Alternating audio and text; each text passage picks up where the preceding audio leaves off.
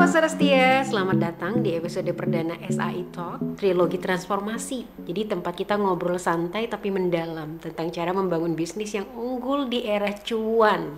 Saya Miss Ria dan saya sudah ditemani oleh dua sosok yang luar biasa dari Sarastia Agility Innovation. Ada founder kita, Mbak Don. Selamat pagi Mbak Don. Selamat pagi, Miss Ria. Gimana kabarnya? Baik-baik, Alhamdulillah. Oke, dan ada juga Miss Elvira ini, pakar kita dalam pengembangan organisasi dan manusia. Halo Miss El. Halo Miss Ria. Gimana kabarnya nih Miss El? Alhamdulillah baik. Alhamdulillah ya. Nah, di episode pertama ini kita mau membedah nih penyakit yang kayaknya hampir dialami oleh semua pebisnis ya yang lagi bertumbuh nih. Nah, Mbak Don sebagai mentor banyak bisnis yang pasti Mbak Don ini udah sering ya mendengar keluhan yang sama nih dari para owner yang merasa bisnisnya ini makin besar, orderannya ini makin banyak, tapi kok malah makin pusing, makin capek. Jadi kayak jadi pemadam kebakaran gitu, setiap harinya ada aja masalahnya. Sebenarnya ini penyakitnya apa sih Mbak? Betul sekali, Miss Ria. Itu gejala klasik bisnis yang saya sebut sebagai bertumbuh tanpa adanya pondasi yang kokoh. Kalau Miss Ria bayangkan ya, misalkan nih seorang business owner itu pengen membangun gedung tinggi 10 lantai, tapi ada masalah. Ini pondasinya cuma kuat menyangga hanya 1 lantai. Bisa dibayangkan akan banyak terjadi permasalahan dan seterusnya. Benar-benar. Nah, kemudian akar masalahnya ini seringkali bukan di aspek orangnya yang mungkin kurang kerja keras, tapi justru ada di bisnis proses yang tidak tertata dengan baik. Setidaknya yang saya amati itu ada 3 hal yang perlu kita perhatiin ya. Pertama, sulitnya mendelegasikan tugas karena memang tidak ada standar. Semua harus tanya pada bos dulu atau mungkin pada business owner yang lain atau juga mungkin pada para manajer tertentu. I see. Nah, yang kedua ini munculnya atau lahirnya inefisiensi yang tersembunyi nih, Miss. Yang pelan-pelan itu bisa menggerogoti profit. Capek-capek para tim sales mencari omset, namun karena adanya proses yang tidak jelas, kerja tumpang tindih, terus kemudian adanya pembiaran, pemborosan dan seterusnya, ini tentu saja juga akan mempengaruhi profit. Nah, yang ketiga adalah ketergantungan pada superhero. Atau dulu namanya Superman ya. Entah itu ketergantungan pada pemilik bisnis atau manajer kunci. Jelas ini sangat berbahaya.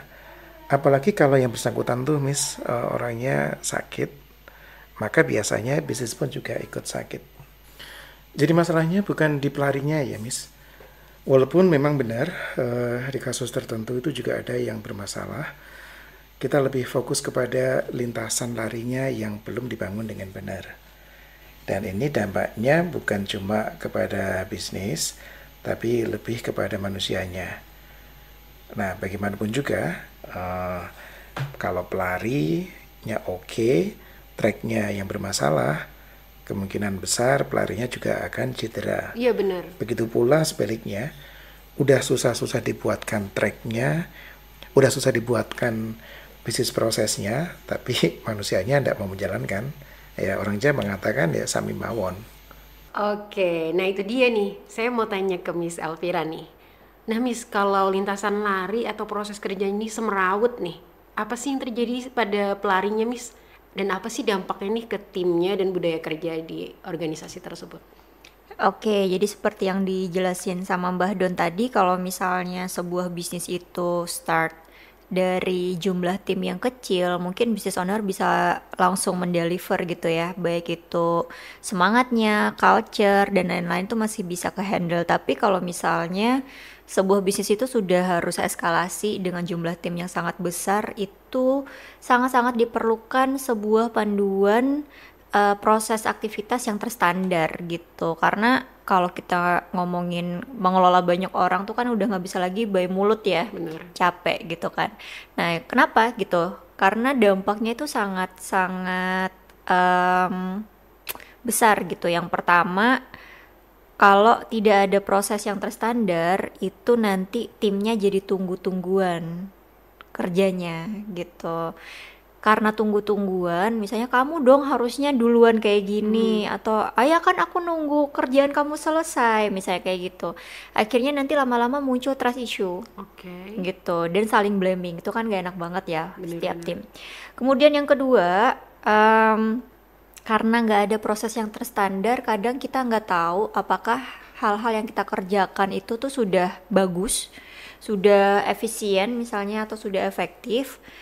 Nanti kalau makin lama kita nggak analisis aktivitas yang sudah kita kerjakan, jangan-jangan takutnya kita cuma ngerjain sibuksitas gitu. Sibuksitas ini kan bahaya banget ya, terlihat sibuk tapi nggak berdampak. Wow. Nah, itu akhirnya kan nanti jadi beban operasional, kasihan juga perusahaannya kan.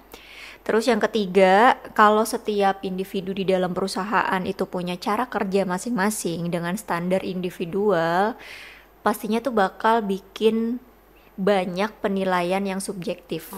Apalagi kalau misalnya satu leader dengan timnya sendiri aja misalnya cara kerjanya beda gitu ya. Itu kan penilaian subjektif. Sedangkan tim, kalau kita ngomong tim Gen Z kan perlu transparansi, perlu yang pasti gitu loh, cara kerjanya seperti apa. Nanti kalau misalnya kerjanya dinilai secara subjektif, tim bakal jadi demotivasi. Gitu, karena merasa tidak diapresiasi pasti kayak gitu kan. Terus nggak tahu kasih feedback yang membangun itu kan perlu ada data awal dan data akhir. Nah kalau subjektif biasanya kan emang nggak ada. Gitu, jadi nggak semangat nanti timnya. Wow. Kalau menurut Mbak Don sendiri gimana nih Mbak terkait hal ini? Saya sepakat sekali. Makanya di Sarastia kita kan selalu bilang nih, kalau people dan proses itu ibarat dua sisi mata uang. Jadi kalau proses yang buruk itu akan berpotensi meracuni orang-orang terbaik sekalipun. Benar-benar. Sebaliknya, proses yang baik akan membuat orang biasa bisa menghasilkan karya yang luar biasa. Dan ini bukan pilihan lagi ya, ini sebuah keharusan. Oke, jadi jelas ya dampaknya itu sangat serius gitu ke manusia dan budaya. Lalu solusinya gimana nih Miss El? Kalau kita dengarkan kata proses atau SOP ini kan kesannya kan kaku ya, birokratis dan juga bisa mematikan kreativitas nih kalau mungkin menurut pandangan beberapa orang nih. Kalau menurut Miss Elvira sendiri gimana? Kalau menurut aku sendiri adanya proses yang terstandar atau kita bilang sekarang kan awamnya teman-teman taunya SOP gitu ya. Kalau di Sarastia sendiri kita udah nggak pakai SOP, kita pakainya bisnis proses ya. Jadi dan itu juga kita visualkan gitu buat teman-teman kalau misalnya tahu BPMN, Business Process Model Annotation, itu juga membantu perusahaan itu lebih terstandar dan bisa divisualisasi gitu caranya seperti apa. Oke, balik lagi ya. Kalau perusahaan itu punya proses yang terstandar, sebenarnya itu bukan untuk memagari aktivitas gitu, atau bukan bikin kita tuh nggak bisa ngapa-ngapain gitu, bukan kayak gitu, tapi sebenarnya itu adalah satu bentuk kebijakan yang humanis gitu. Kenapa?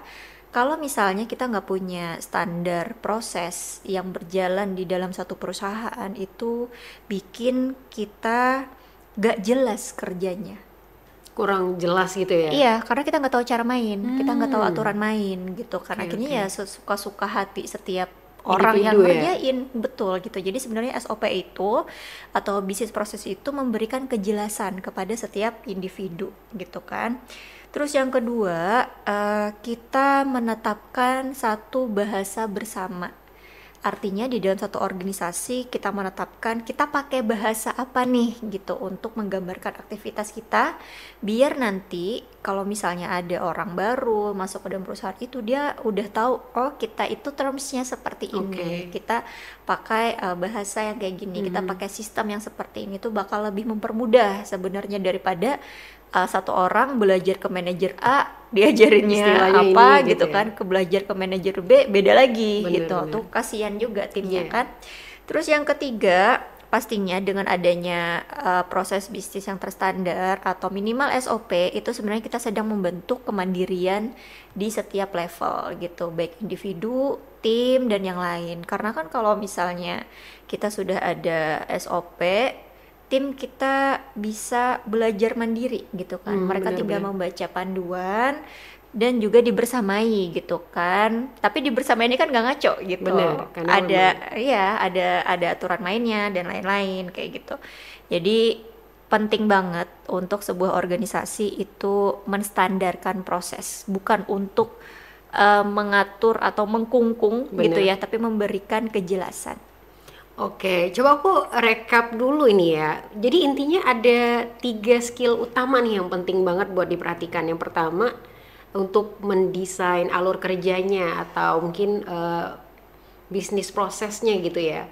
Lalu juga memvisualisasikan tadi proses-prosesnya tadi seperti yang udah Miss Elvira mention juga dengan menggunakan BPMN itu ya. Dan lalu juga, nah selain udah mendesain alurnya dan membuat visualisasinya dengan menggunakan BPMN, lalu membuat panduan praktisnya, di mana di panduan praktisnya tersebut mungkin di sini lebih masuk itu konteksnya SOP, yang itu sebagai panduan kerja standarnya untuk menyelesaikan aktivitas atau tugas dalam bisnis proses tersebut. Seperti itu misal? Yes, betul banget Miss. Oke. Kalau dari Mbak Don gimana Mbak Don? Ada tambahan nggak? Dan ini yang membedakan pendekatan di Sarastia. Miss Ria kan tahu kalau kita mengajarkan BPM itu bukan sebagai ilmu teknik yang kaku atau yang rigid. Iya benar. Kita mengajarkan BPM itu justru dengan pendekatan yang cukup humanis. Kita melibatkan ilmu leadership, kepemimpinan, serta kolaborasi. Makanya Miss Elvira dari SOD, Sarastia Organization Development, salah satu unit bisnis di Sarastia Group, itu justru menjadi narasumber kunci di beberapa kesempatan ya. Iya. Karena kami percaya proses terbaik itu lahir dari pemahaman mendalam tentang manusia. Luar biasa. Jadi merapikan proses itu bukan soal diagram dan aturan, tapi soal memberikan kejelasan, membangun bahasa bersama. Misalnya tadi kalau kita berbicara bisnis proses berarti dengan BPMN, dan juga menciptakan kemandirian biar standar nih dengan bantuan SOP. Nah, sebagai penutup, aku mau tanya dong, apa sih transformasi terbesar yang akan dirasakan seorang pemimpin setelah menguasai ini misal? Menguasai apa nih, proses bisnis maksudnya ya? Iya benar, proses ini. Ketika proses bisnis itu dijalankan dengan baik dan benar gitu ya, maksudnya terstandar dan diimplementasikan dengan baik, itu kita sedang menuju ke arah tidak lagi menjadi pemadam kebakaran. Oke. Nggak panik ya, nggak panik ya gitu. Terus kita juga mengurangi effort kita untuk marah-marah dengan dalih kan udah dibilangin. Nah itu tuh capek ya kalau tiap hari kayak gitu. Intinya dengan adanya standarisasi ini, leader itu bisa memfokuskan energinya untuk ke hal-hal yang lebih inovatif instead of gitu, seperti ngurusin tim akhirnya nanti jadi micromanaging, itu nggak bagus. Oke, siap. Oke, tambahannya mungkin dari Mbak Don, silakan Mbak Don. Saya ingin menegaskan apa yang disampaikan oleh Miss L terkait dengan micromanaging. Hal ini memang cukup berbahaya di era sekarang, apalagi kalau ketemu sama Gen Z nih. Apa sih micromanaging? Ibaratnya dia itu semacam perilaku ya, atau kebiasaan mengatur hal-hal remeh atau terlalu teknis. Ibaratnya kalau manajer marketing itu sampai ngurusi berapa sih ukuran font size-nya, terus kemudian huruf besar, huruf kecilnya, terus caption dan seterusnya. Nah ini kan sangat terlalu receh ya. Nah kalau Gen Z itu ketemu sosok pemimpin yang seperti ini, itu mereka ya biasanya ya enggak respect gitu. Benar-benar. Nah disinilah peranan dari proses bisnis itu bisa dijadikan semacam jembatan elegan bagi para leader yang ingin mendelegasikan pekerjaan atau tugas secara standar kepada tim. Dan transformasi yang cukup signifikan itu ketika kita bisa memberikan pemahaman bahwa bisnis proses itu memang sangat membantu untuk pencapaian strategi, pencapaian goal, dan seterusnya. Apalagi sampai ke tujuan strategis organisasi, entah itu visi, misi, ataupun roadmap, bahkan goal tahunan.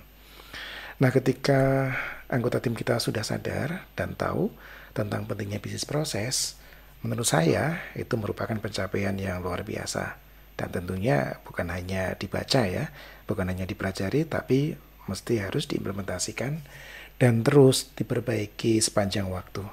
Wow, terima kasih banyak Mbak Don dan Miss Elvira atas diskusinya yang sangat praktis dan mencerahkan ini ya. Jadi benar-benar membuka mata, bukan hanya mata, tapi lebih ke mata hati jadinya bagi para pemimpin terutama.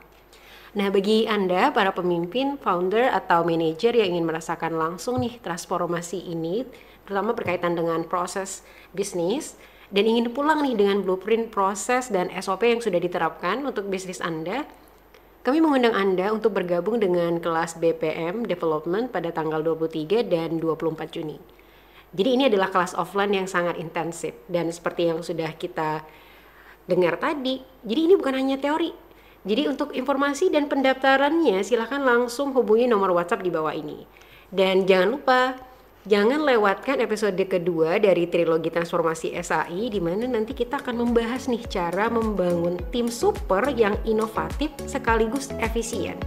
Cukup sekian untuk yang pertama ini, sampai jumpa.